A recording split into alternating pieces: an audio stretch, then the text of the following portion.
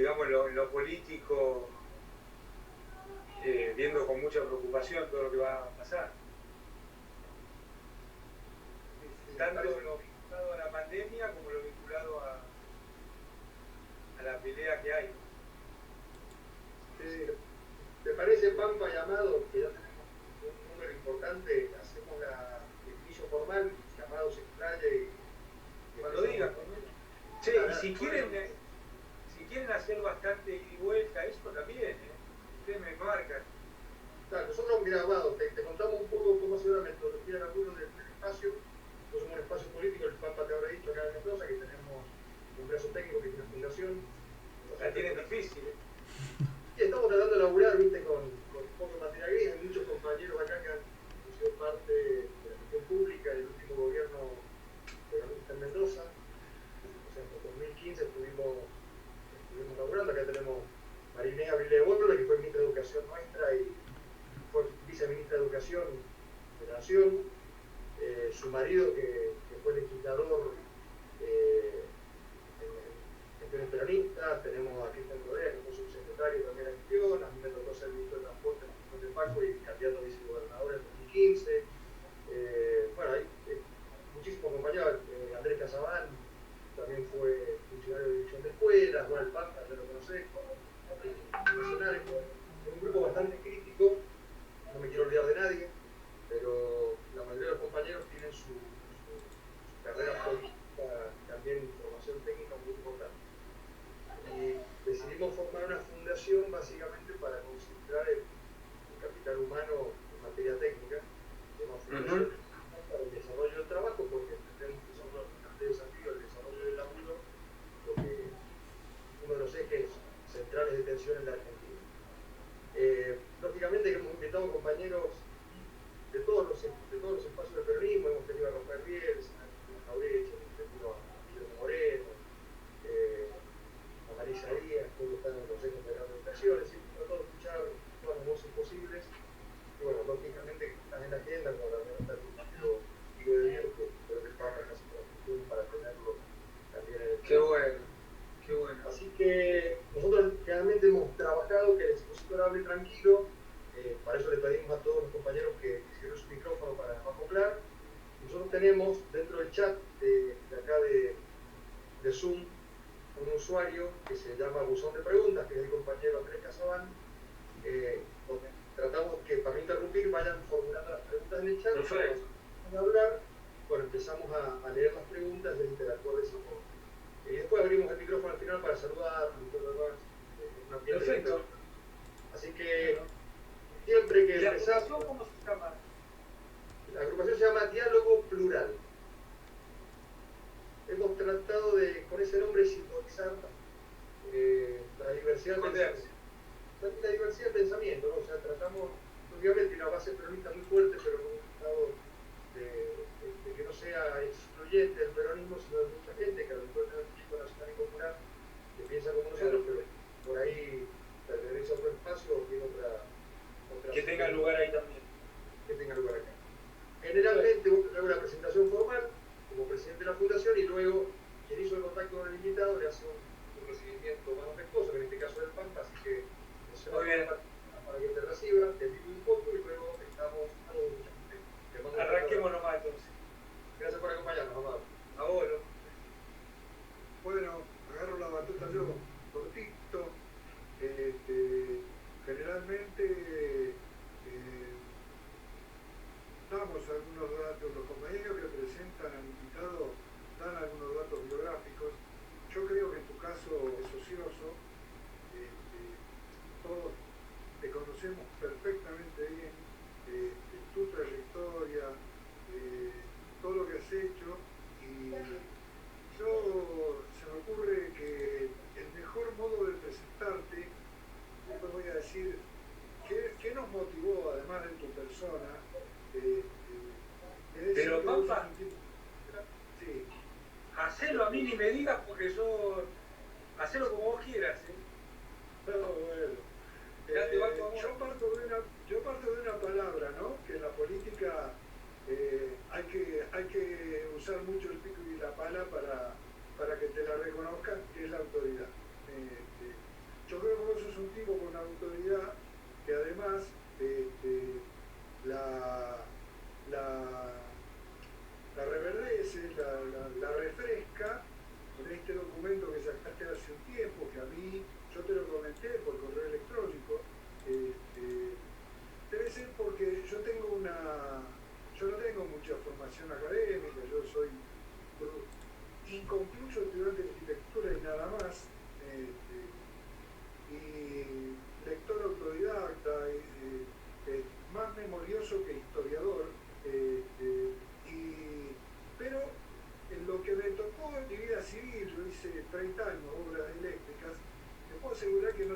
diferencia entre un vatio y un voltio. Pero me gané la vida 30 años con eso. Entonces, soy afecto a mí dame un plano y yo te hago la obra seguro, ¿cierto? Qué bien. Bueno, con el país es más o menos lo mismo. Uno, a medida que van pasando los años, y a pesar, insisto, de no tener una formación sistemática, se va haciendo muchas preguntas. Y estando siempre más o menos cerca del caballo, ensillado o no, va buscando la respuesta. Y bueno, y en cada circunstancia, yo ya llevo varias en mi vida, en cada circunstancia de corte o de cambio de etapas del país, las preguntas a veces son muy parecidas y a veces son diferentes, que hay que responderse. Yo cuando leí tu documento, vi que vos ibas al hueso, vos ibas al fondo de las cuestiones de la Argentina, cosa que no está en el lenguaje, ni en el pensamiento, ni en los debates de la política actual. No está decididamente. Sino, hace mucho tiempo que no podemos salir de un nivel de superficialidad, seguramente por intereses, porque está respondido de su documento, pero tenemos que hacer un tremendo esfuerzo de voluntad, en primer lugar, con la militancia, y estrictamente con la militancia peronista, ¿no es cierto?, de tratar de que nos pongamos todos a pensar realmente y en colectivo cómo nos gustaría avanzar con nuestro país en una circunstancia que es crítica, y en realidad casi siempre vemos a la Argentina como crítica, con cierto tono de dramatismo, y por último las grandes salidas medio radicalizadas que por lo general yo he estado siempre dentro, parece ser que nunca eran necesarios. Pero bueno, con esto termino, ¿no? Yo creo que, y por eso es muy importante que vos, que lo tenés en la cabeza, más o menos trates de explicarle a los compañeros que no lo han leído. Nosotros lo hemos leído y lo hemos debatido en esta ocasión. Después me tienen que mandar la conclusión. Bueno, ¿cómo no? Porque lo estamos tratando de evitar. Ajá, bueno. Sí, es un material, ya, Amado, imprescindible. Bueno, pero Imprescindible. arranquemos con lo van a matar. Arranquemos con lo van a decirlo. Sí, me pongo y me transformo en un robomicrófono cualquiera. Bueno, Amado, está bien, no hay más que ahora sos vos el que va para adelante, pero bueno. Contarle a los que están el por qué está bueno. Bueno, dale. Yo por último quiero hacer una brevísima comparación con lo que escribió Zayat el domingo, que yo creo que rosa conceptos que vos, quizá con nombre y apellido, conceptos que vos desplegaste muy bien en este documento. Qué bueno. Gracias por interrumpirme, porque el poder de síntesis no es lo que abunda con la pandemia, no. Así que adelante, querido. Bueno. ¿Ya estabas al aire? Sí, estaba sacudiéndole, capaz que vos no tenías audio, bueno, mejor. Bueno. Está muy bien. Bueno, te agradezco mucho y les agradezco a la agrupación Diálogo Plural ahí en Mendoza por tener esta oportunidad de comunicarnos y primero que nada felicitarlos, ¿no? Porque en estos tiempos seguir juntándose para militar, para escucharnos, es muy valioso por el hoy, pero sobre todo por lo que viene, porque en definitiva todos nosotros terminamos siendo anécdotas en la historia de un pueblo que en el caso nuestro lleva más de 200 años yendo de una banquina a la otra tratando de encontrar un rumbo, ¿no? Y simplemente es eso lo que yo busqué hacer con este documento que a ustedes nos motivó para que nos encontráramos, que es un documento pensado desde la política y desde lo colectivo, porque me parece que una de las cosas que tenemos que modificar es esa idea de la política visto desde uno mismo, ¿no? Sino la política pensada como un punto de encuentro en el propio espacio y con el resto de las argentinas y argentinos. Y esto para mí es muy importante, por eso quería ponerle primero en el contexto de cómo yo veo esta situación, ¿no? Cuando uno mira los 200 años de historia argentina, no hay 12 años ininterrumpidos del campo nacional y popular. En general ha habido golpes de Estado, ha habido cambios, pero no se ha podido consolidar un proyecto y este es uno de los problemas que tenemos como nación. Así que ya es algo muy importante lo que sucedió con Néstor y Cristina, pero más importante aún te diría que no ha habido un retorno de campo nacional y popular en 4 años, después de una interrupción.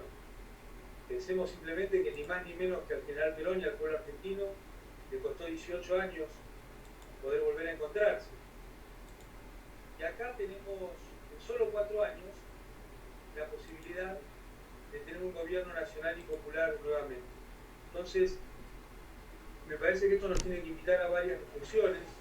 Una es a realmente poner en valor lo que significa nuestro espacio, ¿no? Los 12 años de Néstor y Cristina, que son una huella ya en el pueblo argentino, lo que ha sido la organización popular, que ha permitido en 4 años retomar el gobierno, y lo que es la figura de Cristina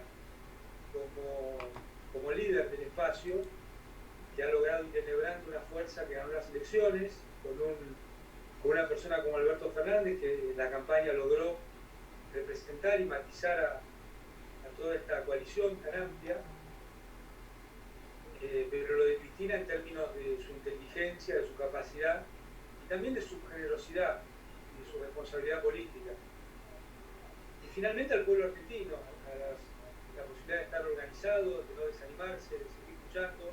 Así que estos han sido los 4 ejes que nos han puesto en este lugar. Esa que ganó las elecciones, con estos 4 ejes en la cabeza y una persona como Alberto Fernández, que en la campaña logró que representar y matizar. Es muy importante que seamos todos muy responsables en sostener este espacio de unidad, esta diversidad, porque a la Argentina le ha ido muy mal cuando el campo nacional y popular no logró sostener la unidad. Entonces, por supuesto que tenemos visiones distintas. Estos han sido los 4 ejes sobre la velocidad, se han puesto en este lugar. A veces con estos 4 ejes en la cabeza y en el corazón, pero es muy importante que el primer objetivo sea mantener la coalición y que a este gobierno le vaya de muy bien para arriba, que no haya ninguna especulación. Y a la par de esto, tener la convicción de que no podemos obturar el debate interno, que conjuntamente con la responsabilidad de la unidad va la necesidad de sostener el debate, porque eso es lo que le va a dar potencia, fuerza, e inclusive va a ser lo que va a sostener junta a la coalición, que no se acallen voces. Entonces, con estas 2 cosas en la cabeza es que yo, además de producir ese documento, pensé en el tono y en cómo y en qué momento ponerlo a disposición de las compañeras y compañeros. Porque es muy importante que cualquiera sea la visión que tengamos, seamos muy cariñosos y muy cuidadosos con nuestro gobierno y entendamos a las claras esto que decía al principio. El gran desafío es que ni se rompa ni se doble. Ese es el salto de calidad político en estos tiempos que estamos viviendo. Y esto era aún antes de la pandemia, así que se imaginan con la pandemia. Somos doblemente responsables. Aún aquellos que no tenemos una responsabilidad de gestión, aún aquellos que simplemente lo hacemos como militantes y como aporte, es muy importante que para mí que tengamos estas 2 cosas en la cabeza, porque es mucho lo que se juega a la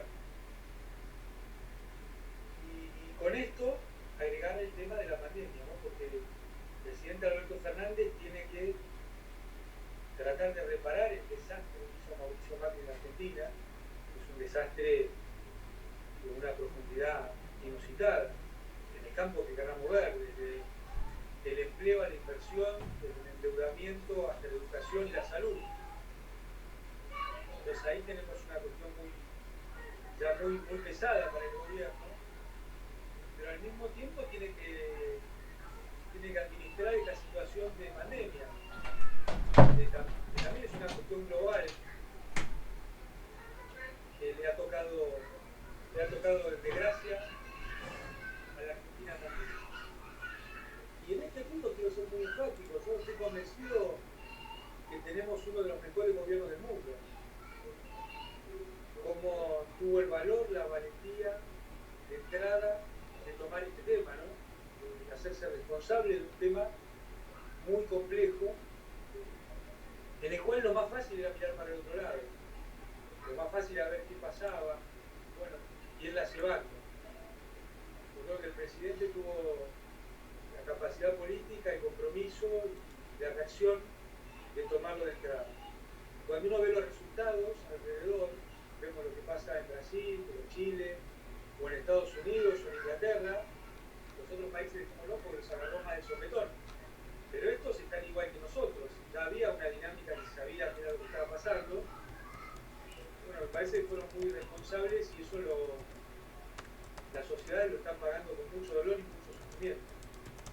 En una situación en la cual nunca va a salir bien, lo que puedes hacer es acotar el riesgo, está haciendo el presidente, pero no va a salir bien. Entonces, en ese sentido, lo que ha sido muy valiente. Cuando uno lo mira en la tensión que hay hoy de ciertos sectores y ciertos espacios para que se levante la cuarentena, más allá del lógico reclamo de la población, que es la que está padeciendo, digamos, con dolor y con ansiedad y con angustia, con temor, esta situación, pero hay sectores intencionados que lo hacen del otro lado, ¿no? Sobre todo aquellos que su única preocupación es ganar plata. Esto también es una cuestión mundial, esa discusión de si la economía o la salud. Entonces yo quería primero que nada compartir con ustedes unos números que son números del Fondo Monetario, no son números nuestros, que hay que tener en la cabeza para interpretar lo que pasa. Porque fíjense, Brasil la está pasando mal, peor que Argentina, México la está pasando muy mal,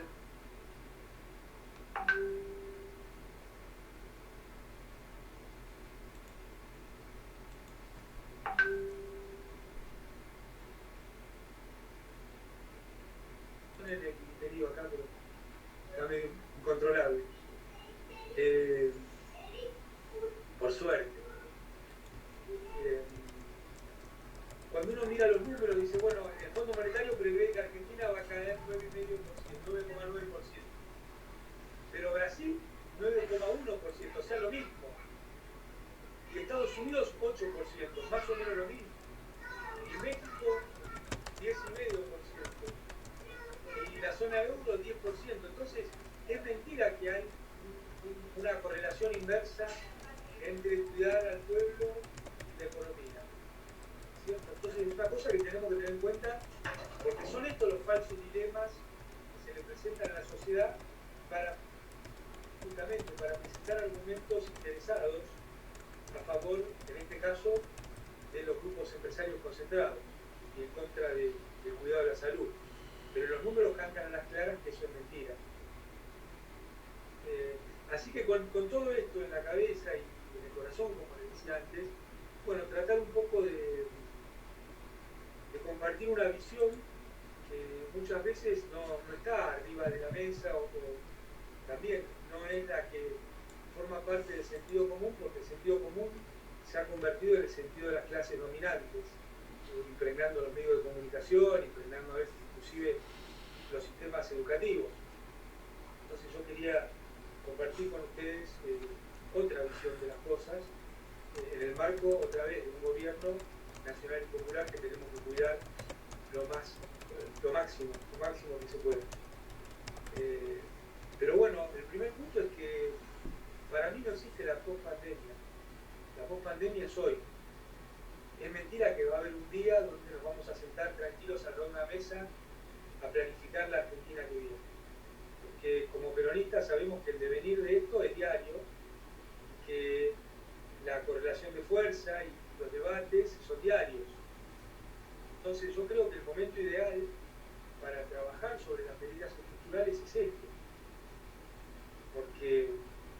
alguien va a decir se acabó la pandemia, como pasan todas las cosas en la historia, no es científico, sino que son construcciones sociales. Cuando empieza una etapa, termina otra. Y en ese momento va a haber muchas demandas instantáneas, verdaderas, reales, concretas, que el gobierno va a tener que atender. Va a ser un momento de mucha coyuntura, porque esto va a dejar muchas necesidades. Entonces el momento de discutir y de luchar en el campo de las cuestiones estructurales para mí es esto, no es el día después. El día después no va a dar ninguna chance. Y fíjense si no lo que hace el campo del capitalismo concentrado. Empezó la lucha a los pocos días de la pandemia, porque miremos lo que hizo Techín. Ya hoy nos olvidamos, porque fue hace meses, pero en los 10 primeros días de la pandemia echó a 1.500 personas. Y nadie puede creer en serio que Techín tiene problemas económicos verdaderos para pagar 1.500 sueldos. Una de las 300 fortunas más grandes del mundo, ¿no?, de la Argentina. Lo que hizo fue un posicionamiento político que tiene que ver con marcar la cancha al gobierno, tiene que ver con hacer punta como líderes del sector empresarial concentrado y buscando también marcar la cancha a los sindicatos y a los derechos de los trabajadores. Entonces esto nos marca las claras que para ellos la pospandemia empezó el primer día de la pandemia. Lo mismo pasó con el sistema de salud. ¿Se acuerdan que el presidente, el ministro Ginés, marcaron la necesidad de coordinar desde el Estado todo el sistema de salud? Y no hablaban ni de estatizar, ni de privatizar, coordinar simplemente.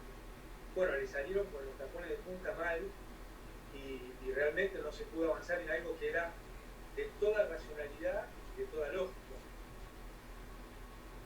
Lo mismo estamos viendo hoy que sucede con el tema de la negociación de la deuda externa. Llevamos un mes y medio donde el presidente y el gobierno han puesto una propuesta muy razonable, muy técnica, y le van corriendo el arco todos los días. Esto también es buscar acotar y acorralar al gobierno. Una cuestión donde esos sectores ya ganan de ida y de vuelta todas las veces.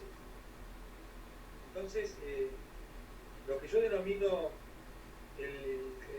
la dictadura del capital, patriarcal y depredadora, patriarcal sobre todo en el tema de género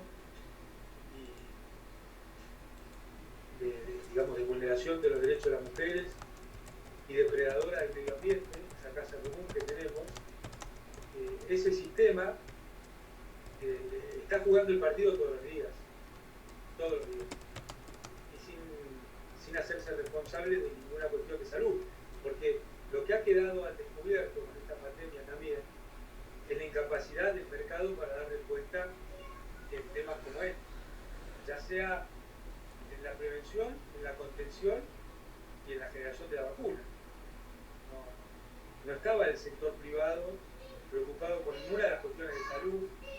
Sin embargo, sobre todo en los países centrales, tiene la parte más grande del león de la salud, de los ingresos de la salud y de la correlación entre ingresos y costos de la salud. Entonces esa es la situación en la que está, la situación de la famosa correlación de fuerzas, ¿cierto? Y ahí veía que alguna de las que nos está acompañando hoy en esta charla pedía que hablemos de la correlación de fuerzas, y este es un punto muy importante porque todo el trabajo de Gramsci y posteriores alrededor de la correlación de fuerzas puede tener interpretaciones distintas. Lamentablemente se ha convertido en un concepto resignificado por el neoliberalismo para convertirse en un concepto que inmoviliza, ¿no? La explicación es no dar la correlación de fuerza, entonces nunca se puede hacer nada.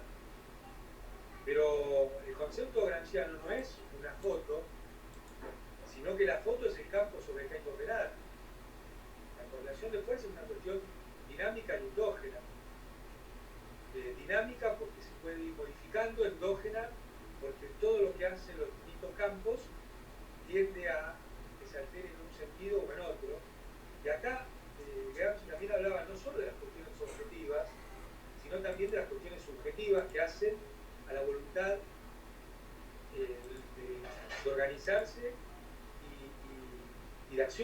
popular.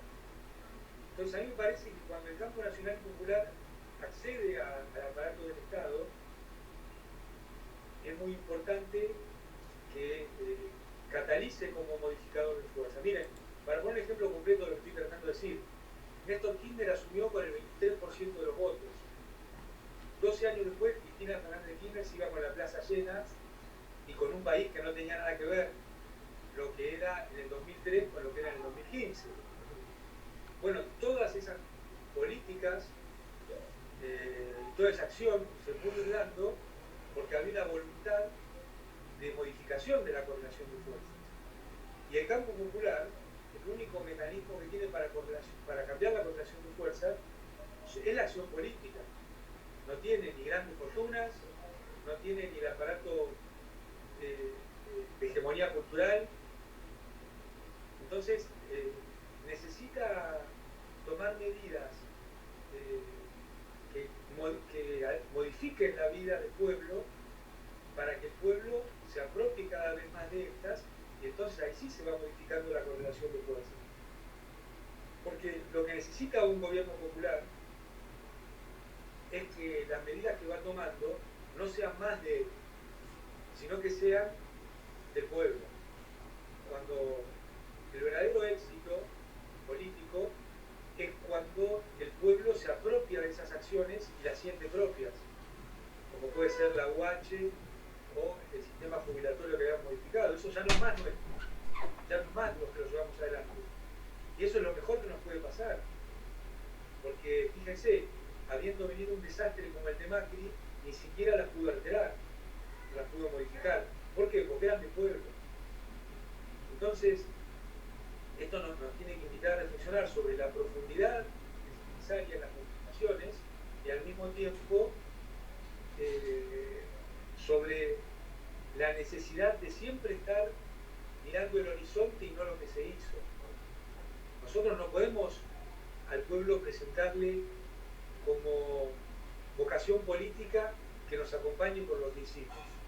Lo que hicimos es una garantía en personas como Cristina, pero la invitación colectiva tiene que ser por lo que falta hacer, por lo que hay, es necesario alterar, por las nuevas utopías que hay que convertir en las próximas realidades, en la realidad efectiva. Si no, la acción política pierde sentido y tiende a estratificarse, a quedarse rígida y a hacerse más conservadora. Entonces, desde esta plataforma de razonamiento, yo creo que tenemos que caracterizar la etapa actual y cuál sería el programa de acción más adecuado en términos políticos. Entonces, la caracterización de la etapa actual global tiene que ver con un fuerte dominio del capital sobre el trabajo.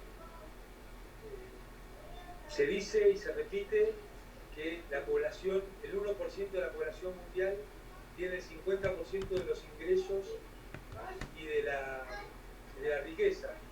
Bueno, eso no pasa de casualidad. Eso no es producto ni de Dios ni de la naturaleza. Eso es producto de la institucionalidad. Eso es producto del ambiente de toma de decisiones y el ambiente de decisiones políticas que vamos construyendo los seres humanos en todo el globo y también en la Argentina. Entonces, el fenómeno tecnológico que, digamos, tiene una explosión muy potente a mediados de los 80 y se empieza a incorporar las nuevas tecnologías en el proceso productivo, en el proceso de consumo, en el proceso de comercialización, ha producido que la productividad humana vaya creciendo en forma constante y permanente y muy potente desde los 80 hasta antes de la pandemia, y es de esperar que una vez que se resuelva esta situación de salud vuelva a seguir la misma tendencia.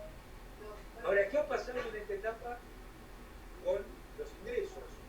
Bueno, lo que se llama financiarización, que es un nombre medio raro, medio social, significa que los ingresos de la población provienen mayoritariamente cada vez de rentas y menos de salarios.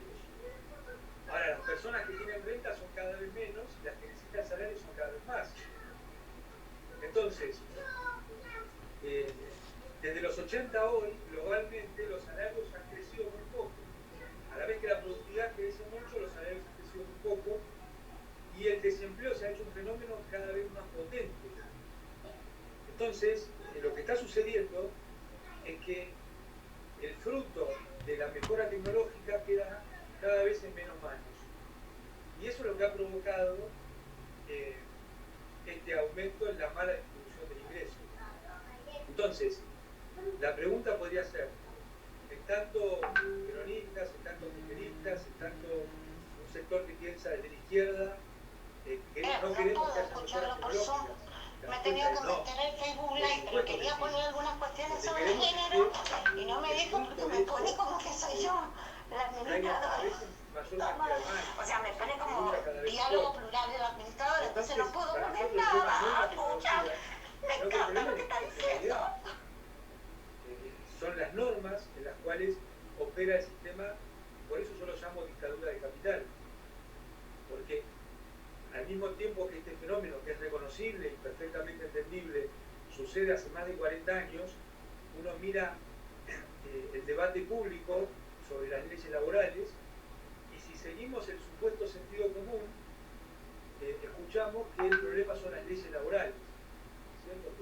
Que es muy difícil echar a alguien, que el sistema jubilatorio.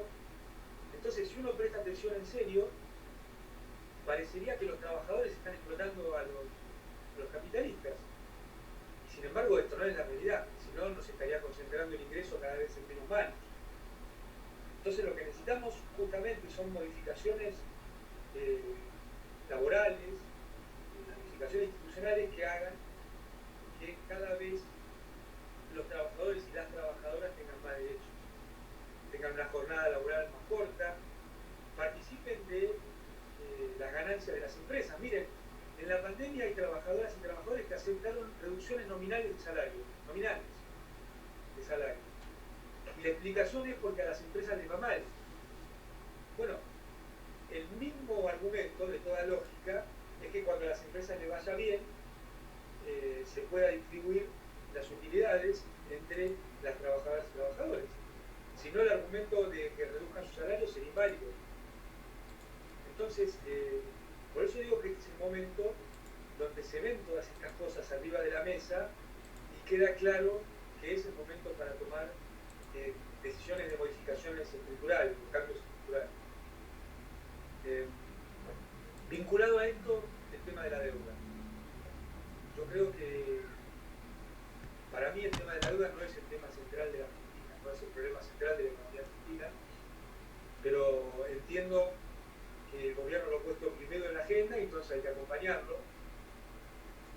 Y creo que el gobierno además tiene un muy buen equipo en este sentido, sobre todo porque tiene un equipo que no tiene intereses de los dos lados del mostrador. Y ustedes me podrán decir, bueno, eso es lo obvio. Miren, como diría Cristina, nada es obvio. El gobierno anterior, el gobierno de Macri, tenía en el sistema financiero todo el tiempo gente de los dos lados del mostrador. ¿No es cierto? Y esto se vio en la emisión del bono a 100 años, en el endeudamiento masivo que hubo en la Argentina, en el disparate que hicieron con el sistema de endeudamiento, que además jamás sirvió para bajar la tasa de interés, ¿no? Porque en la Argentina de Macri, al mismo tiempo que entraban capitales, la tasa de interés seguía subiendo. Entonces, el impacto en la economía real era negativo. Macri convirtió a la Argentina en un casino, no en un lugar para que haya inversiones. Por eso nunca hubo inversiones durante los 4 años en la economía real. Y un casino además donde las cartas estaban marcadas porque cumpliera Macri y su equipo. Entonces siempre ganaban los mismos. Y me parece que esto ha sido muy grave para la Argentina. Entonces el presidente Alberto se ha puesto un equipo a negociar la deuda que solo tiene interés a favor de la Argentina. Me parece muy, muy importante y muy saludable para nuestro país. Ahora, hay que tener en cuenta, por lo menos desde mi óptica, que el Fondo Monetario no está ayudando en nada. Porque decirle al otro, bajamos la deuda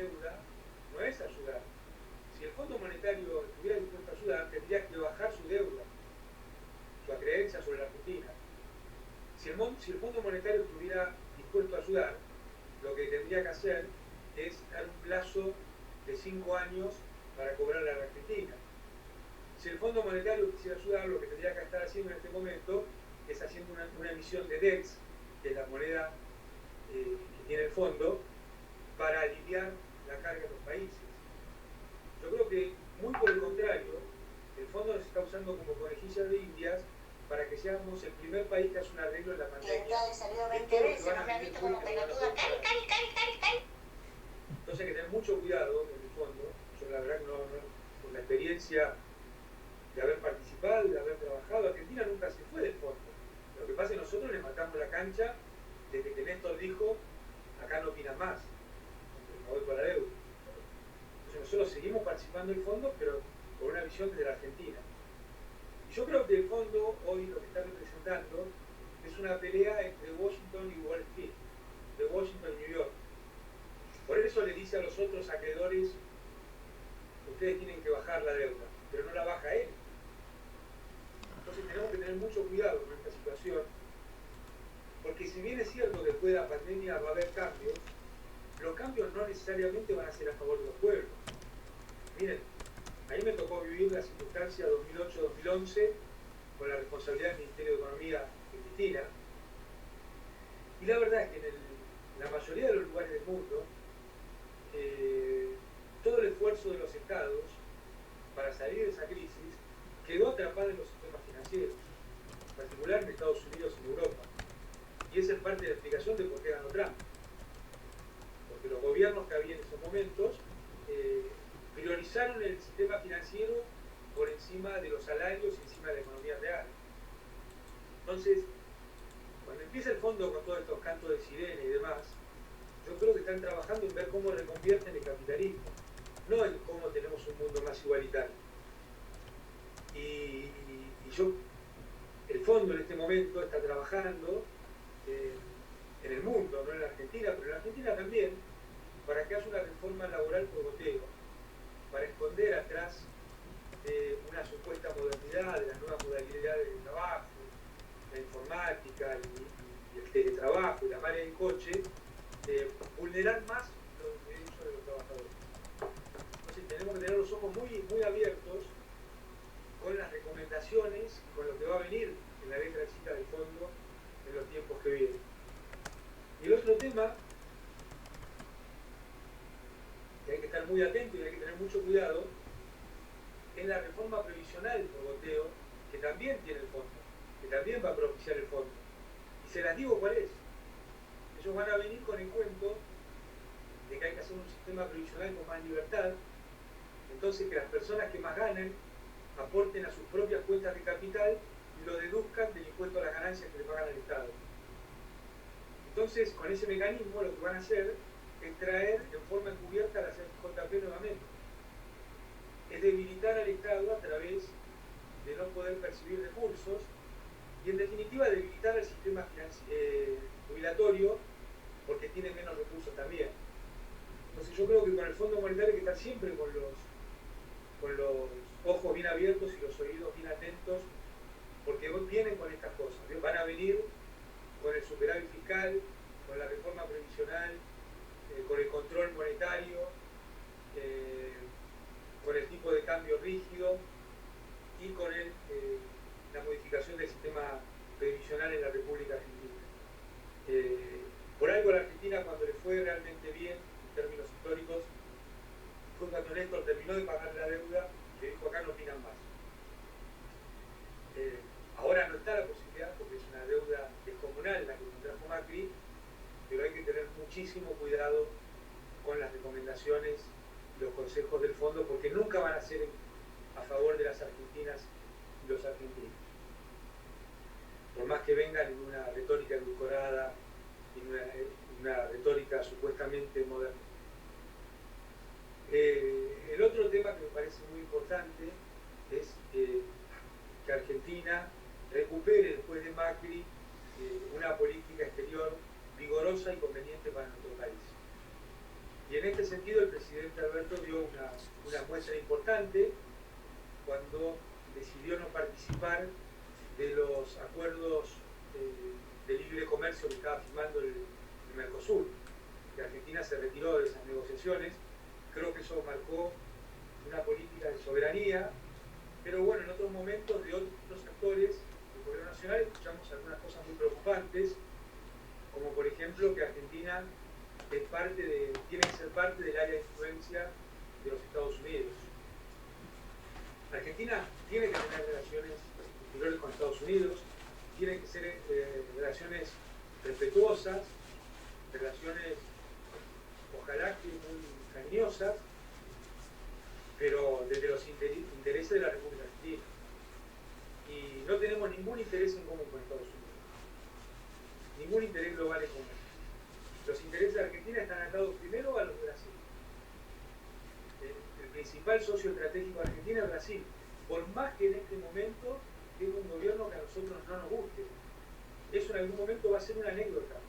Lo importante es lo que le pasa a los pueblos. Y el pueblo argentino tiene que tener muy claro que la Argentina no se puede pensar sin Brasil en el concierto de las naciones, y el pueblo brasileño tiene que tener muy claro que no se puede pensar sin Argentina como eje central de Sudamérica y después de Latinoamérica. Y en segundo lugar está la alianza estratégica que habíamos trabajado y consolidado con China. Ahí sí hay muchas complementariedades.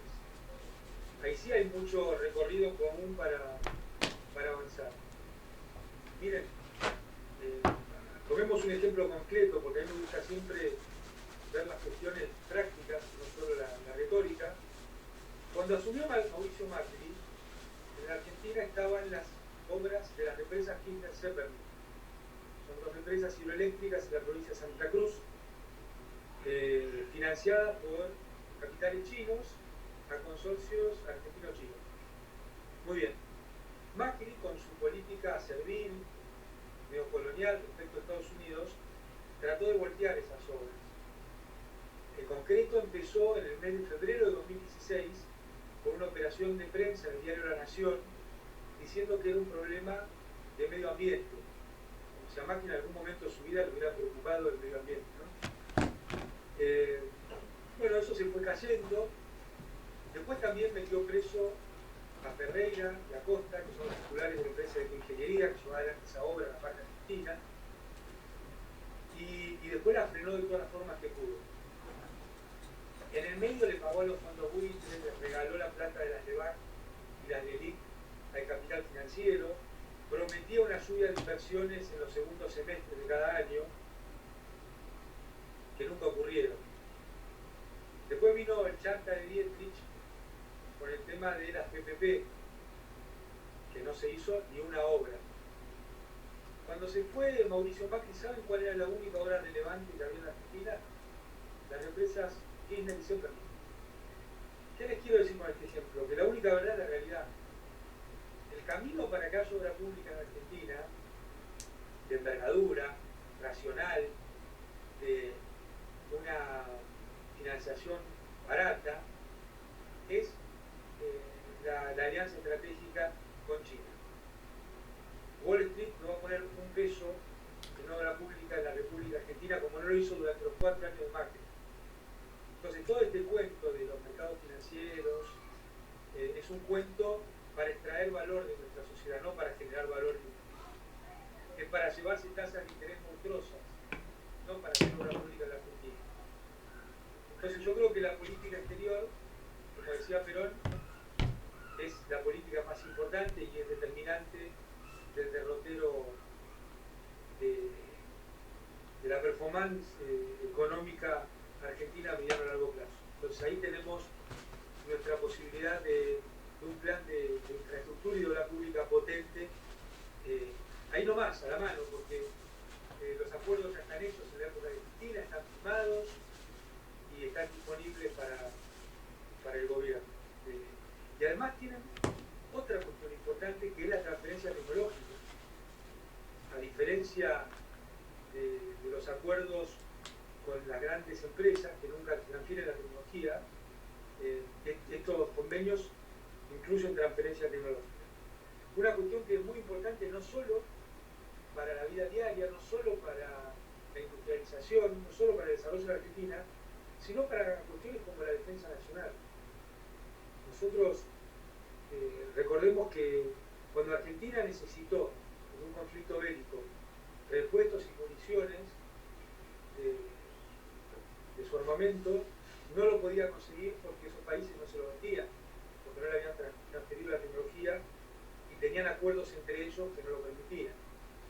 Entonces es muy importante que miremos este tema también de la transferencia tecnológica. No es un tema menor a mediano y largo plazo para un país importante como la República Argentina. Un país además que ha sostenido durante los 12 años una tradición del desarrollo tecnológico con cuestiones como los satélites, ¿no?, que pusimos en órbita, de telecomunicaciones. No hay muchos países que lo tengan, pero también con inversiones en estos temas, como las computadoras para los chicos en la escuela secundaria. Yo creo que esta es una política que poner ya en funcionamiento muy rápido, de nuevo, porque hace a la igualdad, hace al desarrollo, hace al sistema educativo. Miren, para que vean el daño que hace Macri en todos los ejes, con el cuento de que le importaba la educación, ni bien asumió, discontinuó el programa de computadoras para los chicos de la secundaria. Y esto, para poner un ejemplo bien clarito, un chico que terminó quinto año el año pasado, o una chica, salía del colegio con la netbook que había recibido en la época de Cristina. Su hermano o su hermana, que estaba entrando a segundo año, no iba a tener una netbook. Entonces, fíjense la desigualdad que estaba generando Macri adentro de una misma familia. Imagínense lo que esto provocaba entre toda la sociedad, ¿no? Entonces hay que retomar rápidamente este tipo de políticas.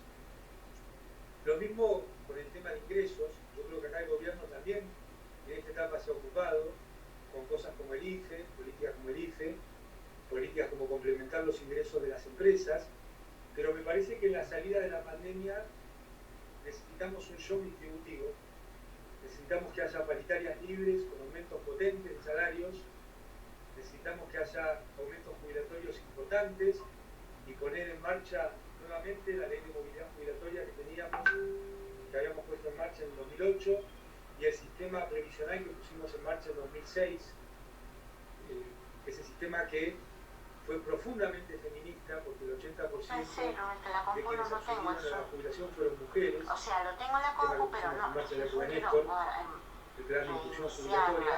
Estoy con el celu. Hay que reponer. Pero aquí estoy poniendo me gusta.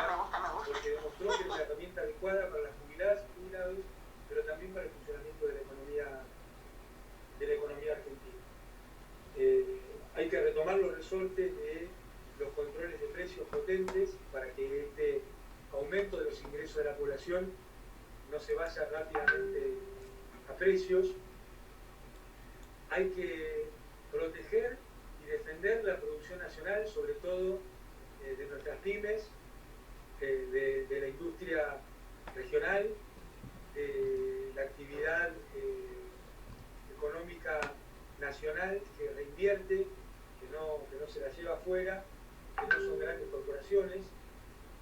Y esto requiere también que reorientemos el crédito, que haya una reforma en el sistema financiero que permita orientar el crédito, porque en la salida de la pandemia va a hacer falta mucho capital de trabajo a las empresas que han tenido merma de sus ingresos en esta etapa. Y yo creo que vamos a un mundo bastante más desconectado y esto para Argentina va a ser una gran oportunidad, porque el desastre que hizo Macri ha dejado alrededor de un 50 y un 60% de capacidad ociosa en las empresas argentinas. Entonces nosotros tenemos para una salida de 2-3 años asegurada con un crecimiento endógeno y autónomo que nos permita reponer en funcionamiento toda esa capacidad ociosa con trabajadoras y trabajadores nuevos con mejores ingresos. Y ese lapso de 24 a 36 meses usarlo para diseñar medidas de política económica que nos permita ir corriendo esa desgracia que es el cuello de botella de los dólares en nuestro país. Pero vamos a tener una oportunidad muy, muy importante de ir por ese camino. Después se está dando vuelta también el tema de los ingresos universales o la renta universal. Yo creo que es un tema que hay que verlo con mucho cuidado y mucha atención, pero no lo podemos berretizar. Los planes sociales, hay momentos en que son muy necesarios, como fue antes del gobierno de Néstor y en algunas etapas, y pueden serlo hoy, pero eso no es el ingreso universal o la renta básica universal, no tiene nada que ver, son cosas distintas. Yo creo que el camino hacia la renta básica universal es como se fue haciendo primero con el plan de inclusión jubilatoria, después con la asignación universal por hijo, y creo que en la etapa que viene sería muy saludable hacerlo con las mujeres como un colectivo a incorporar en una renta básica universal, en un salario universal, para resolver muchas injusticias y promover mayor igualdad. Pero creo que desde el campo nacional y popular tenemos que ver la renta básica universal en términos bien peronistas, no como que va a desplazar al trabajo, sino como que va a ser una mayor herramienta de negociación de las trabajadoras y trabajadores. Nosotros creemos que tiene que haber una sola economía, no una economía popular, una economía, porque eso sería estratificar definitivamente la sociedad en dos. Creemos en la movilidad social ascendente, creemos en la importancia del trabajo como principal articulador de las sociedades, y creemos entonces que el salario universal, la renta básica universal, es un nuevo mecanismo de esta etapa para que las trabajadoras y los trabajadores, con o sin trabajo, tengan mayores herramientas para la lucha. Y finalmente, otro tema que considero que es central es el tema de las empresas privatizadas de servicios públicos. Yo estoy convencido que Argentina no tiene ningún destino con este sistema de empresas privatizadas de servicios públicos después de Macri, porque Macri convirtió a la tarifa en la variable de rentabilidad de 4 o 5 amigos de él, quizás del mismo escondido atrás de alguno de ellos, quizás. Pero este sistema le hace mucho daño a la Argentina y nosotros estamos acostumbrados a analizar y a ver el daño que le ha hecho a las familias, a las jubiladas, a los jubilados, en cuanto a que se ha ido comiendo cada vez parte mayor de sus ingresos. Y este es un fenómeno global que existe en Francia, existe en Argentina, existe en Chile, vieron los chalecos amarillos. Bueno, en Argentina las tarifas de los servicios públicos volaron durante 4 años, mientras que los salarios se mantuvieron muy achardaditos y las jubilaciones también. Y esto es gravísimo, pero hay una cuestión que es tan grave como esta, que es el daño que le han hecho estas tarifas al entramado productivo argentino. Porque en definitiva, la actividad productiva, las empresas, lo que hacen es tomar insumos, contratar trabajadoras y trabajadores y usando energía convirtiéndolo en productos y servicios. O sea que la energía es un insumo difundido de toda la actividad económica. Entonces lo que sucede con las tarifas tiene impacto en toda la actividad. Y fíjense que en la Argentina de Macri a todas las actividades económicas le fue mal, salvo a las que él regulaba, que eran las tarifas de los servicios públicos, ya sea en peajes, ya sea en electricidad, ya sea en gas, haciendo disparates como el que vimos, ¿no? Que puso un cargo adicional en el gas por una devaluación, mientras esa devaluación no disparó aumentos a los jubilados, pero sí a las empresas que tenían en operación del sistema de gas. Entonces creo que es importante poner el énfasis también en el daño que le hizo la política tarifaria de Macri al sistema productivo argentino, porque nosotros tenemos que hablar de estos temas con las pymes, con las empresas nacionales. Tenemos que hablar de la necesidad de que este sistema sea estatal y que la tarifa sea una variable de desarrollo de nuestra patria y no la variable de decisión de la tasa de ganancia de grupos que ni siquiera son empresarios, porque son grupos que no corren riesgos, que no ponen innovación, que no tienen que hacer esfuerzo comercial, que no tienen que hacer esfuerzo proceso administrativo, no son empresarios, son rentistas netos. Entonces, ni siquiera para una visión ortodoxa, liberal, es comprensible esta situación, porque además los servicios públicos son monopolios naturales, ¿cierto? Entonces, es totalmente absurda la situación en la que estamos, que le agrego un tercer eje, que es que nos estamos inventando una demanda de dólares artificial, porque las empresas prestadoras de servicios públicos facturan en pesos a las empresas y a las familias. Sin embargo, toman esos pesos, los convierten en dólares para fugarlos legalmente de la Argentina como utilidades, como autopréstamos que se dan entre ellos, como contratación de grandes estudios internacionales de auditoría o de consultoría. Entonces ahí hay una demanda artificial de dólares que no tiene ninguna razonabilidad para Argentina.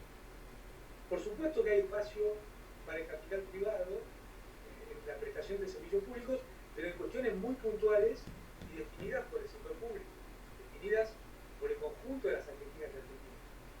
Entonces yo creo que este es un tema muy importante que hay que prestarle mucha atención, porque si no se toma el control de la tarifa como vector estratégico del desarrollo argentino, no hay ninguna posibilidad de salir adelante, por más esfuerzo que hagan las trabajadoras y trabajadores, por más esfuerzo que hagan los jubiladas y jubilados, por más creatividad, innovación y riesgo que corran nuestras empresarias y empresarios, no hay chance. Miren, les voy a poner otro ejemplo numérico. Cuando Macri, cuando estaba el kirchnerismo, la acción de Pampa Energía valía $8 en Nueva York. 2 años después de Macri, o sea, en el año 2017, llegó a rondar los $65, de 8 a 65. Y al final, el gobierno de Macri volvió a bajar a 12. Quiere decir que el sistema de Pampa Energía vale en tanto y en cuanto a las preventas que le dio un gobierno. Porque está claro que a la Argentina le iba mejor hasta el 2015 que entre el 2016 y el 2019. Sin embargo, a Pampa Energy le fue mucho mejor entre el 2016 y el 2019. Por eso yo digo que estas empresas, este sistema, se ha convertido en un sistema de extracción de valor de nuestra sociedad. No genera ningún valor, se lleva valor del esfuerzo de nuestras trabajadoras, nuestros trabajadores, nuestras empresarias y nuestros empresarios. Entonces es muy importante revertir esta situación, porque si no el valor se va a seguir yendo de nuestro país en los tiempos que vivimos. Yo creo que Argentina tiene oportunidades extraordinarias en los tiempos que vivimos. Primero, por cómo ha tratado el presidente el tema del cuidado de la salud y ha puesto arriba de la mesa el rol del Estado y el debate de lo público. Y esto de entender esa consigna peronista que nadie se desarrolla en una sociedad que no se desarrolla. Me parece central que tengamos esto en la cabeza, ¿no? Y a partir de esto,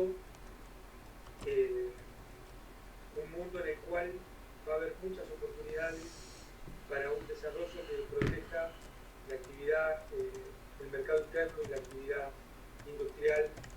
Así que tengo una visión para nada pesimista de los tiempos que vienen. Y si me permiten aprovechar esta oportunidad para volver a pedir por nuestras compañeras y nuestros compañeros presos políticos, presas políticas. En Argentina hay presas y presos políticos, por supuesto que no son presas y presos políticos de Alberto Fernández, son presas y presos políticos de Lofer, en una situación muy compleja.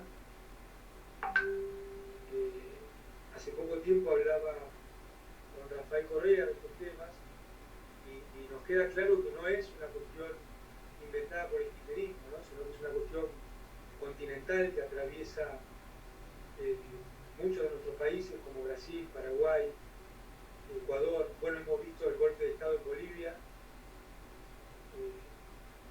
Así que es una situación realmente muy compleja y que en Argentina la principal perseguida política se llama Argentina.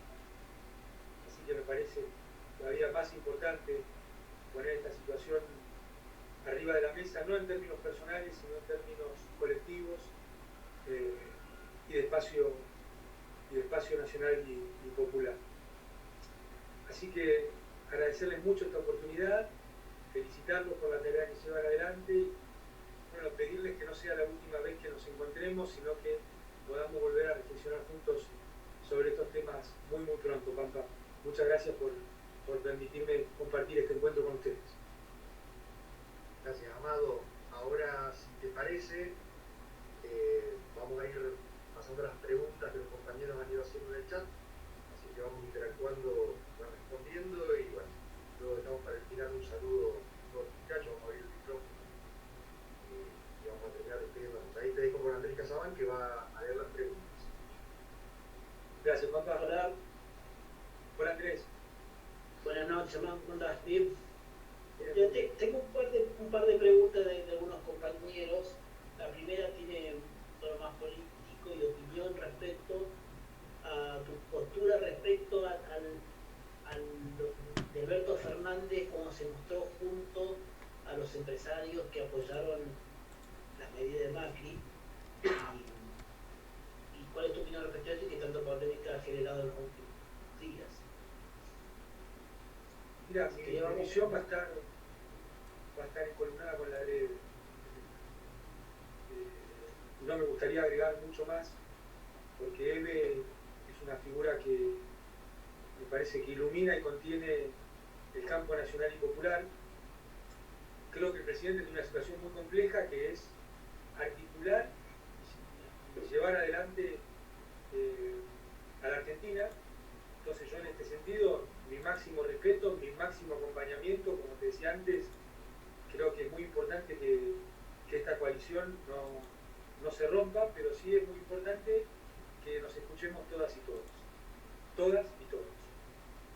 Y me parece que hay un esfuerzo muy grande desde los medios concentrados, desde algunos sectores muy interesados, para que el presidente o para que el gobierno trate de escuchar solo un sector y invisibilizar al resto. Pero creo que él tiene la capacidad y la inteligencia y la visión política para ir resolviendo esta situación también. Pero mi visión está encolumnada con la de él. Muy bien, muy claro. Otra pregunta está dirigida al tema ferroviario en dos sentidos. ¿Por qué cuando tuvimos años de desarrollo y crecimiento no desarrollamos la red ferroviaria? Y en este sentido, si es posible y necesario desarrollar esa red ferroviaria, ya sea para el transporte de personas como de bienes, en un modelo para Argentina. Yo no tengo duda que es importante fortalecerla, desarrollarla, sobre todo con la configuración demográfica y territorial que tiene Argentina, ¿no? Las larguísimas distancias, los costos de logística y de transporte. Argentina es parecida en términos demográficos y geográficos a países que tienen redes ferroviarias muy desarrolladas, así que es algo que está pendiente, sin ningún lugar a duda. Y el por qué tiene que ver con que, bueno, nosotros veníamos del ramal que para al ramal que se cierra, no sé si se acuerdan, ¿no es cierto? Entonces, como tantos otros temas, el kirchnerismo lo que hizo fue reparar, poner de pie, tratar de sembrar el futuro, pero podríamos encontrar muchos temas en los cuales no avanzamos lo que nos hubiera gustado avanzar. Lo que sí es cierto que el sentido en lo estructural y sobre todo en el horizonte de un país más igualitario, en un país más inclusivo, se avanzó notablemente entre 2003 y 2015. Porque acá hay una cuestión también que es central, ¿no? Muchas veces, sobre todo los economistas, tienden a confundir los objetivos con los instrumentos. Y yo creo que en eso, tanto Néstor como Cristina nunca se confundieron. Nuestro objetivo es el amor y la igualdad. Los instrumentos son las políticas públicas que se han ido tomando en cada momento, a veces a una velocidad adecuada, a veces por debajo de ella, a veces con, digamos, con una amplitud adecuada, otras veces más corta, pero siempre en el sentido correcto, siempre en el sentido de que haya crecimiento con inclusión social en la República Argentina. Bien, gracias, Amado. Otra pregunta está referida a si podés explicar un poco más detalladamente, un poco más claramente, la amenaza sobre el sistema previsional por parte del Fondo Monetario que mencionaste en tu exposición. Sí, la historia es más o menos así. En los 80 y 90 hubo una gran avanzada desde centros académicos, desde el Fondo Monetario, el Banco Mundial, para que se privatizaran los sistemas previsionales en el mundo. La verdad es que ningún gran país, digo grande en términos de economía, privatizó su sistema previsional. Ni Francia, ni Alemania, ni España, ni Estados Unidos lo privatizaron. Nos usaron de conejilla de India a nosotros. Alrededor de 30 países fueron los que entre más o menos el 92 y el 2004 fueron privatizando los sistemas previsionales, de los cuales alrededor de 15 fueron en Latinoamérica. O sea que fue un experimento muy focalizado a la oleada neoliberal en Latinoamérica y en otros continentes como en África y en los ex países de la URSS. Estos fueron los 3 focos donde se privatizaron los sistemas previsionales. Argentina fue el único que salió plenamente de eso en el año 2008-2009, que recuperó para el Estado, es decir, para todas las argentinas y argentinos, el sistema previsional. Ahora, cuando se evidenció el fracaso de las privatizaciones, empezaron a generar ya nuevo material teórico para avanzar. Lo llaman el modelo de los 3 pilares. El eje más importante es que la propuesta es que los sectores de mayores ingresos aporten de forma individual, o sea, dejar un sistema estatal muy chiquitito, muy reducido en cuanto a prestaciones, y que los sectores de mayores ingresos aporten voluntariamente, entre comillas, a un sistema escondido de FJP, con seguros de retiro, con los bancos, con las instituciones financieras. Lo más nocivo, perjudicial y perverso de esto es que va contra el impuesto a las ganancias. O sea, quien hace un aporte voluntario no aporta solidariamente al sistema de todos. Entonces esto tiende a reducirlo cada vez más. Entonces se presenta edulcoradamente alrededor de la libertad de elección y de que es un sistema más moderno y financiero. En realidad es una trampa para las sociedades. Que además es una trampa para todos los jubilados, porque fíjate, el sistema previsional es un seguro social, ¿cierto?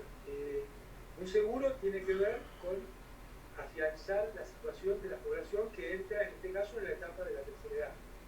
Ahora, estos sistemas privados están basados en las inversiones. Las inversiones están basadas en el riesgo. Entonces vos no podés vincular un seguro a un riesgo de esta manera, sin una fuerte regulación. ¿Entendés? Entonces, conceptualmente también está mal, en términos teóricos, la propuesta de este modelo de los 3 pilares, como lo tuvo el modelo de las AFJP. Yo creo que hay que estar muy atento a esta situación. Muy bien. Otra consulta está vinculada a, si te puedes explayar un poco más, a cómo y en qué sentido debe reformarse el sistema financiero. Hiciste una mención en tu exposición a la necesidad de reformar el sistema financiero. Sí. Mira, nosotros necesitamos un sistema que pueda direccionar mucho más el crédito. Para esto hay cuestiones coyunturales, como puede ser el encaje, que ahora podría estar subiendo mucho, porque cuando el Estado pone mucha plata, lo peor que puede pasar es que ese dinero queda atrapado en el propio sistema financiero y que no pasa a la economía real, como pasó entre 2008 y 2011 con los esfuerzos que hizo el Banco Central Europeo y la Reserva Federal de Estados Unidos. Entonces, subiendo la tasa de encaje, el Estado podría tener muchas más posibilidades de direccionar el crédito hacia actividades productivas y lo que no queda atrapado en altas tasas de interés para la renta. Entonces ahí tenés una medida coyuntural, pero esto también podría ser una cuestión mucho más conceptual y estar incluida en la Carta Orgánica del Banco Central. El Banco Central, en todos los países, es una institución que funciona casi por afuera de la política local. Está regulada mayormente por las reglas de Basilea, Suiza, y hay un gran esfuerzo teórico y político para que sean, entre comillas, independientes. Ahora, cuando son independientes de su propio país, es porque son dependientes del sistema financiero global. Entonces, el argumento es que son tan importantes que no pueden estar en manos del Poder Ejecutivo y del Poder Legislativo. Curiosamente, estas son las dos instituciones que elige el pueblo, ¿no? Entonces, lo que están diciendo es que el pueblo no puede tomar decisiones sobre el funcionamiento de su propia economía. Yo creo que es algo que hay que ir modificando rápidamente. Por ejemplo, podrían ser elegidos por voto popular los directores de los bancos centrales, como son de otras instituciones.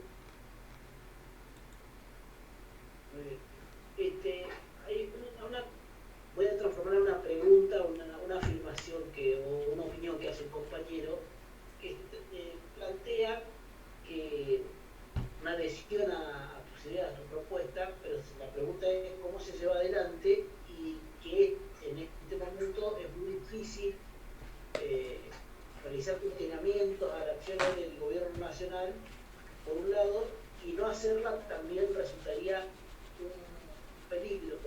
Entonces, ¿cómo llevar adelante esta propuesta o este plan, que no es un plan de gobierno, sino un plan político, sin desgastar la actual gestión del gobierno? Yo creo que tiene que ver con el tono, con la forma y con los ámbitos de discusión. Yo creo que hay que ser muy cuidadoso de estas tres cuestiones, ¿no? Y la construcción política, la organización. Porque si no es simplemente ponerse como ombligo del mundo y decir lo que está bien y lo que está mal. Ninguno de nosotros tiene la verdad absoluta. Como decía Néstor, todos somos portadores de la verdad relativa que queremos poner a disposición del pueblo y del gobierno. Entonces me parece que tiene que ver con esto. Tiene que ver con entender que la política no está bien cuando yo estoy en el centro y mal cuando yo no estoy. Porque las cosas pueden funcionar muy bien aunque yo no esté.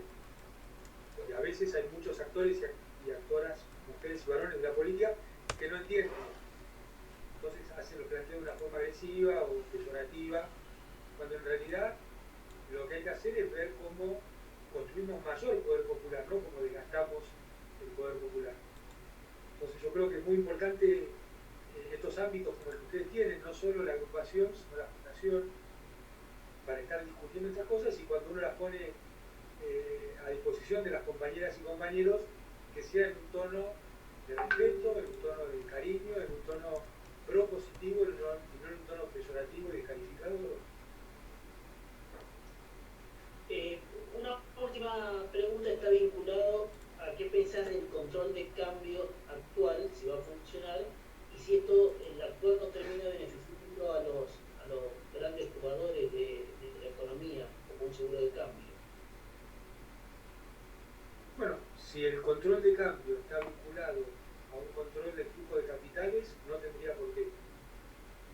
¿Cierto? Ahora, yo en esto quiero también ser totalmente explícito de lo que pienso. Yo pienso que ser heterodoxo no es ser ortodoxo de otra cosa. Yo creo que ser heterodoxo es tener toda la caja de herramientas para usar la que más haga falta en cada momento. Lo importante son los objetivos, no los mecanismos. Y me parece que este fue un punto muy importante de los gobiernos de Néstor y Cristina, de interpretar en cada momento una correcta lectura del campo de lucha, del tablero, de la correlación de fuerzas, e ir utilizando distintas herramientas, porque si no se caen decir, no, pero Néstor hizo tal cosa, pero Cristina hizo tal cosa. Sí, hay que ver en qué circunstancia, en qué momento y con qué objetivo. Creo que una parte muy importante de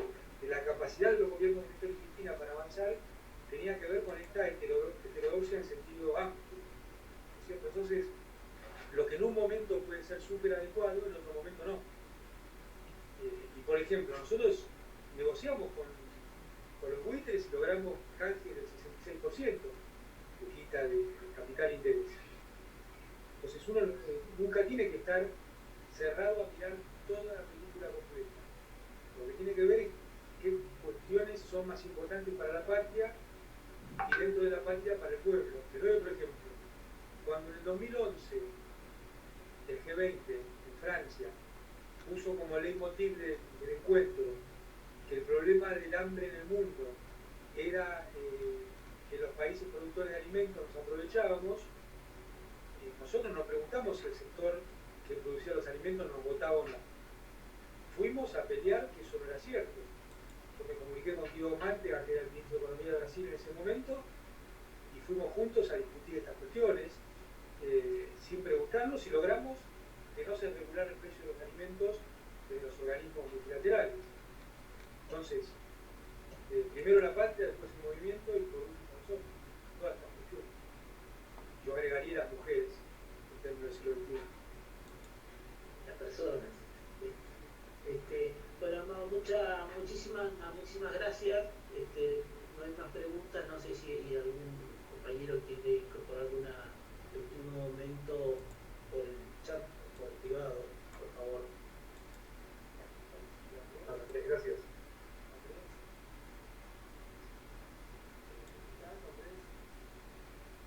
Ahí está Ariel. Sí, sí. Algunas preguntas, y Carlos puso con varias preguntas. Quizás podamos repetir el esquema que nos puso del Instituto Patria, de hacerlo llegar, lo que deben hacer llegar las preguntas a Amado, y después, en base a eso, puede hacer un documento complementario de pregunta-respuesta, que podamos traer el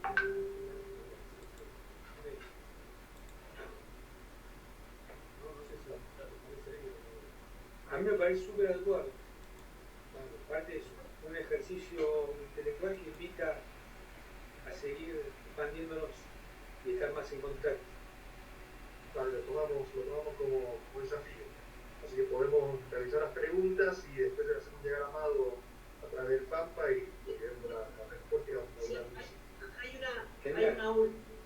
Hay una última que hace mención con relación al tema para procurar la correlación de fuerzas del Estado. Dice, hay una oportunidad que tiene dos grandes aristas, educación y comunicación, y la aplicación de la ley 26.522 y la aplicación de las cláusulas que no se aplicaron, se menciona el compañero, que es que impedir que los tenedores de medios sean dueños de empresas de servicios y además proveedores privilegiados del Estado.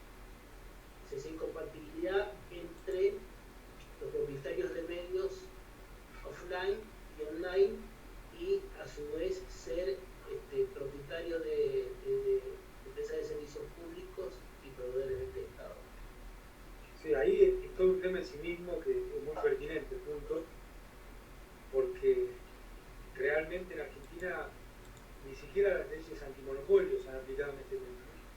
Muchas veces hablamos del tema de la ley de medios y de su detención primero por la Corte, después la derogación de Macri, pero ni siquiera las leyes de defensa de la competencia se han aplicado, así que es muy pertinente. Y yo te agregaría algo, la voracidad de Macri, a muchas empresarias y empresarios argentinos, los metieron presos para robarle las empresas. El caso de C5N es un caso clarito de esto. Así que es un tema muy, muy pertinente realmente. Y creo que hay que ir también abusando el ingenio y las normas para lograr que haya más igualdad en nuestro país. Muchas gracias, Amado. No, a ustedes. Perfecto. Bueno, compañeros, creo que ha sido más que generoso Amado, ha estado casi una hora y media hablando, ha dado respuesta a todas las preguntas, todas aquellas que buscan con posterioridad las realizamos a través de los contactos que tenemos todos con los compañeros de diálogo, se las haremos llegar a Amado. Le agradecemos a Amado las ganas, la fortaleza, la claridad, y bueno, como siempre decimos a todos los invitados, cuando se levante esta cuarentena, Mendoza para compartir una comida entre amigos y un buen vino. Espero sea pronto y te deseamos toda la fuerza y el éxito del mundo en lo que viene, que seguramente va a ser importante como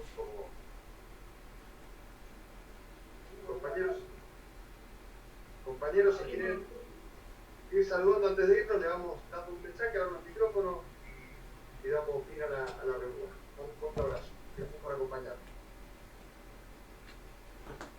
Un saludo grande para todos. Saludos a Amado, a Pampa, a Tano, a Kim, a todos. Gracias, Maite. Bueno, yo quería tirarle dos parrafitos a Amado, porque antes que hable el resto de los compañeros, ahí lo veo a Carlos, una cosa de corazón, ¿no? Un tipo que sufrió todo el escarnio que sufriste vos.